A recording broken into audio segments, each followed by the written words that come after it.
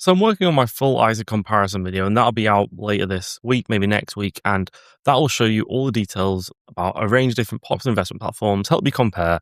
But before we go into that main ISA comparison with all the details, I wanted to do another quick video just going through what actually matters when it comes to picking ISA providers. Because nowadays there's so much competition, there's so many options, which is brilliant. That's great.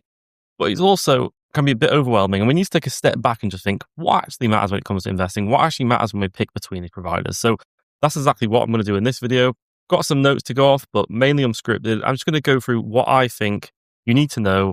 And you may not even need to watch the other video if you already know the details. This is mainly just more in practice, what to actually do when you're going out and choosing. There's going to be no links in the description of this video, no affiliate links, there's no sponsored mentions or anything. It's just purely my opinion, what you need to consider. So first up, the most important part is the platform authorized and regulated by the Financial Conduct Authority? This is important for a few things. First of all, I don't even think a platform can offer a stocks and shares ISA without being FCA regulated. At least I've never come across it. And also, I just think, why would you not go for a regulated platform? If it's not FCA regulated, it's probably some offshore dodgy firm, probably to be avoided. But whilst FCA regulation isn't a guarantee that it's going to be absolutely fine, there's going to be no problems. What it does mean is that platform will have to follow certain FCA rules. The most important FCA rule being the CAS rules, client asset segregation. And that's just basically the idea that they have to keep your cash, your investments separate from the business's finances. So therefore, if the business ever runs into trouble, in theory, all the client money, all the client investments should still be there. It's completely separate from the business's cash and investments. You'll usually see advertised on FCA regulated platforms as well that it's FSCS protection. It does get a bit complicated for as and when FSCS protection applies, but that's another thing to check as well. To check if a platform is FCA regulated, you can go to the FCA register directly and just double check and just make sure you're on the right website, because there's a lot of copycat platforms now where they'll pick a domain very similar to a legitimate platform to try and trap people. So just be careful of that. But to be honest, if you're just sticking to the big names, this probably first point isn't a problem. It's going to be FCA regulated, but of course, just double check. 2, fees. Now, fees are the thing that everyone's focusing on. Everyone obsesses over fees, and fees are important. Fees are one of the biggest things when I pick an investment platform. But it's important to approach fees in the context of what fees actually matter for you. So the main fees when picking platforms is the main platform fee. This could also be an account fee or custody fee. And this is just the fee that the platform charges you to have the account open with them. And that could be zero in a lot of cases. It could be a flat per month fee, like a monthly subscription, or it could be a percentage based on the amount of investments you hold in them. So it could be 0.35, 0.25% of your investments. And there's usually caps on this. So that's the first thing. When you see these headline fees of like 0.35%, for example, that might not be as important as the fee cap. Say, for example, I think AJ Bell is 0.25%, but for their ISA, if you just hold ETFs with them, the fee cap is £42. Now, a platform fee of £42, if you have 100k plus in your portfolio, well, probably nothing to even think about. And if in return of that £42, you get telephone customer support, you're an established, publicly listed company, and that makes you feel safer with your investments, then maybe that small platform fee is worth paying for. On the other hand, if you're starting out with a small to medium-sized portfolio, you want to avoid the flat per month fee platforms, because if you only have £1,000 to invest, £5,000 to invest, and you're going with a platform that's charging you £10 per month just to have the account open, well, that's kind of a problem, because that could be eating a significant part of your gains. If there are gains, of course, there's no guarantees of investing. And then dealing fees. This is another one. There's a lot of zero commission platforms. And then on the other end, there's platforms that charge quite a lot per trade. The main culprit before used to be Hargreaves Lansdown, charging $11.95 per trade. They have reduced their fees to $6.95 per trade. But with this fee, it's important to think, will you actually incur this fee? Because what Hargreaves Lansdown and a lot of other expensive platforms do offer is cheap or free regular buys. So for example, with HL, if you set up a direct debit, there's no fees, no dealing fees for investing via direct debit. So in that case, their commission on trades, the $6.95, you may never pay it if you've got that direct debit set up. And then lastly, on foreign exchange fees vary wildly with platforms. Lightyear, I think, is the cheapest at the moment with 0.1%. That is incredibly low. Other platforms, particularly traditional platforms, might have 1% plus. And of course, if you're buying and selling a lot of foreign stocks, American stocks, European stocks, this can add up and be significant parts of your investment. If you're buying £10,000 of a stock, for example, that's £100 gone just in FX fees. If it's got a 1% FX fee, that's pretty crazy. This is where I get onto the point of think about what fees actually matter for you. Because if you're only going to be buying GBP listed ETFs or funds in GBP, you're not going to care about the FX fee. You're never going to incur it. So it doesn't matter if the FX fee was 10%.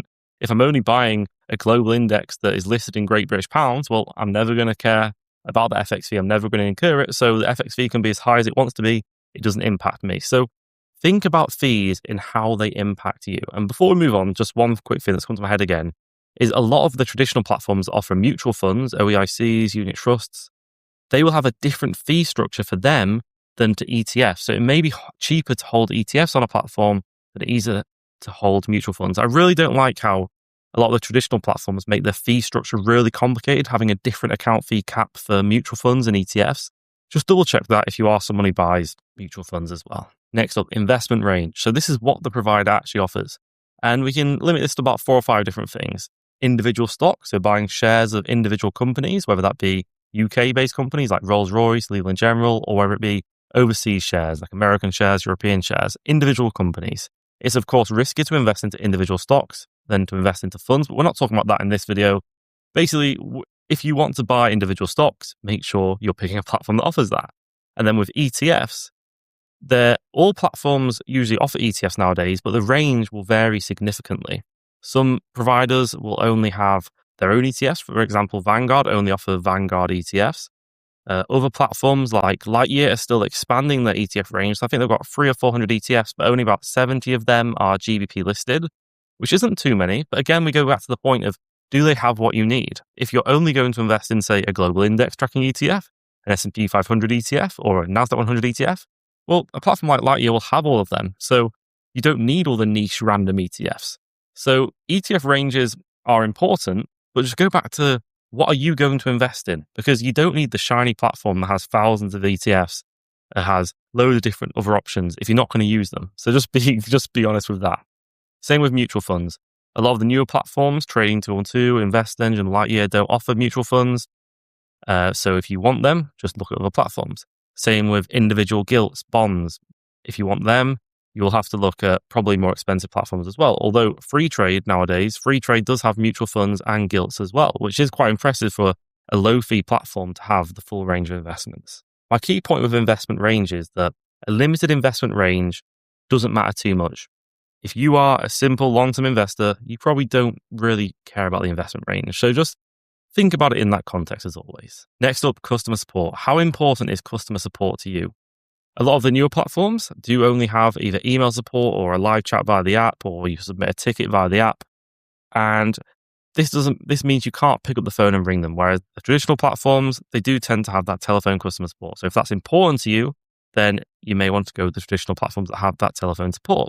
However, if you're happy just submitting an email or a support ticket with a live chat on the app, then just go with that. It doesn't matter to you. And with the platforms that offer the live chat, and by default it goes to an AI chatbot, pro tip for you, just keep on asking the AI chatbot that you want to speak to a human. Usually within 1 or 2 replies, they'll pass you on to a human. These platforms don't want to annoy you. So if you're specifically asking you want to speak to a human, the AI chatbot usually puts you onto a human straight away. This really comes down to just what is important for you.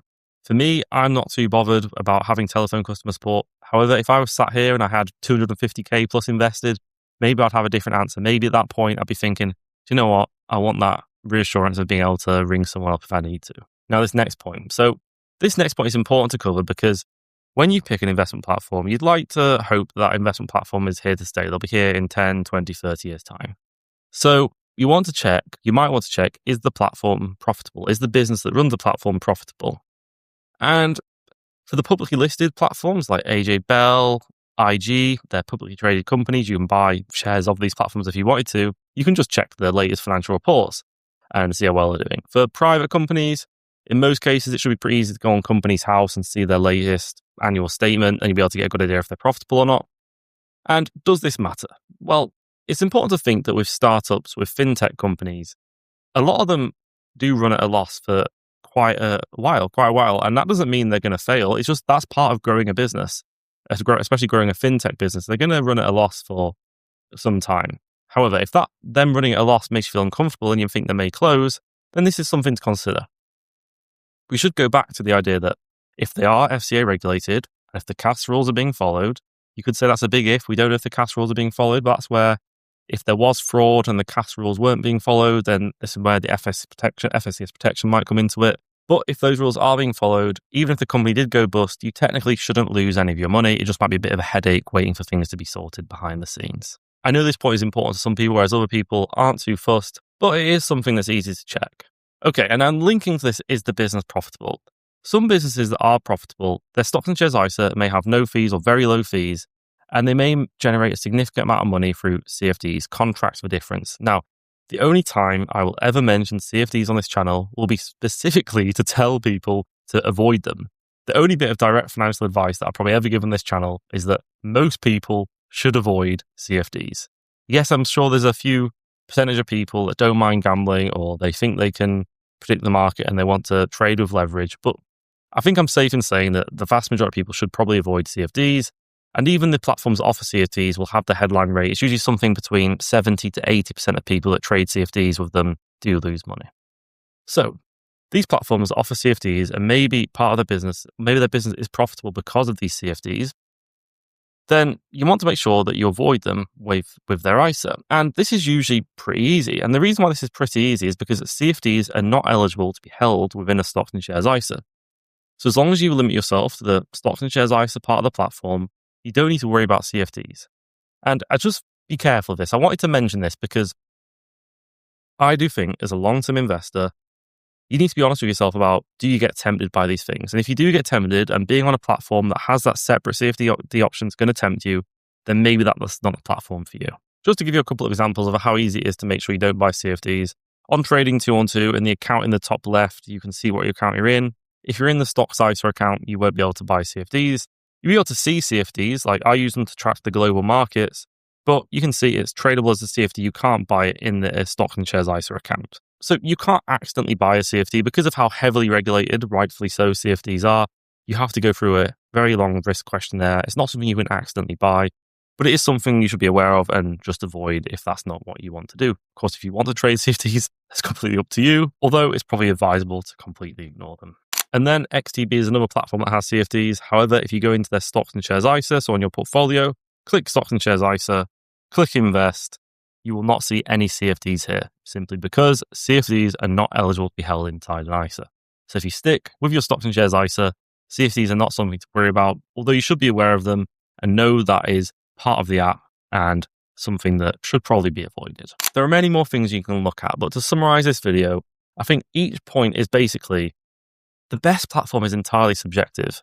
And I can go through all the details, which I can and will in a different video, but just try and just think, what do you actually need? What will suit what you're looking for? Because there's no one size fits all with most things with investing.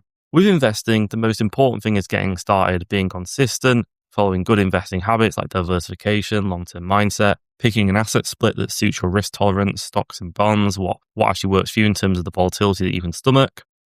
And these are all more important things than picking the lowest fee, most extensive investment range platform. That's all I wanted to say. And I do understand, watching finance content creators, myself included, you may think that we obsess over the details too much. And I do agree, you don't need to know all the details. Even someone who invests with their high fee stocks and shares ISA with their bank, if their portfolio suits their risk tolerance and they stick to it for the long term, they'll be much better off than someone on a low fee platform that's behaving very poorly with their investments, constantly trading, buying and selling, chasing things.